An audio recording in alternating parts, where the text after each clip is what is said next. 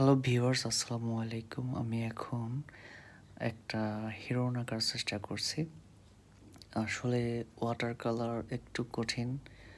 Water colour চাইলেই হুটহাট করে কোনো কিছু করা যায় না। খুব সুন্দর একটা প্ল্যানিং ১ম এ সেট করতে হয় যে আসলে আমি কি আঁকবো। আর সেটা চিন্তা করার পর ১ম এ একটা হয় পেন্সিল অথবা কলম অথবা কিছু একটা দিয়ে ড্র করে নিতে হবে। সেটা তুলি দিয়েও হতে পারে। আর যদি আপনি ড্রয়িংয়ে খুবই ভালো হয়ে থাকেন, তাহলে এটা পসিবল যে ড্রয়িং ছাড়া সরাসরি তুলি দিয়ে রং দিয়ে একসাথেই এঁকে ফেলা।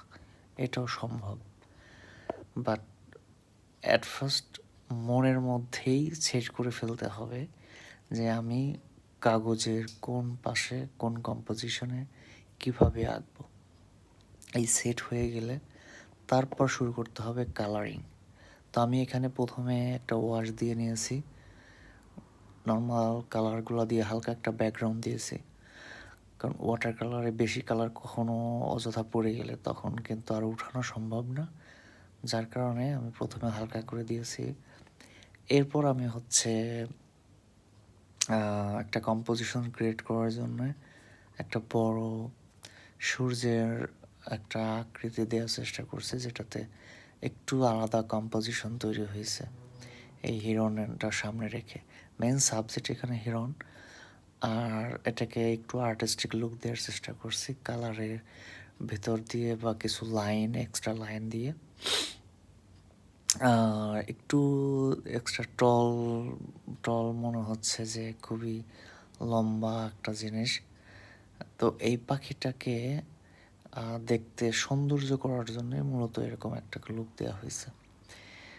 আর আমি এটা ১ম এ যেহেতু সাদা রাখিনি, ওই হিসাবে অ্যাক্রিলিক কালার দিয়ে সাদার অংশটা অ্যাক্রিলিক কালার দিয়ে করেছি।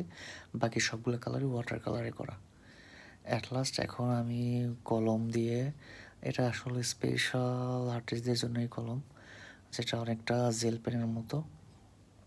এই পেনগুলা খুবই বিভিন্ন ধরনের হয়ে থাকে।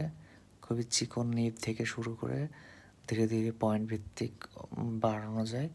তো এরকম চাইলে বিভিন্ন রকম পাওয়া যায়। আমার কাছে ২টো আছে, ২ রকমের।